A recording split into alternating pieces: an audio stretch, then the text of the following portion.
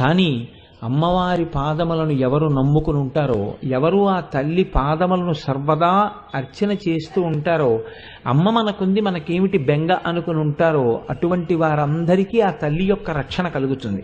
అందుకే శంకర భగవత్పాదులు సౌందర్య లహరిలో అమ్మవారి పాదములను గురించి మాట్లాడుతూ ఒక గొప్ప శ్లోకాన్ని ఒకదాన్ని మనకు అందించారు.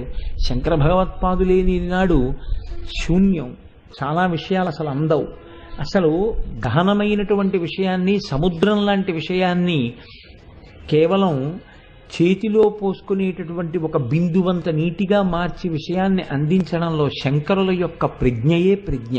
అంతటి మహాపురుషుడైన కనుక ఆయన అంటారు, దదానే దీనేభ్య శ్రియమనిశమాశాను సదృశీ అమందం సౌందర్య ప్రకరమకరందం వికిరతి తవాస్మిన్ మందారస్తబక సుభగే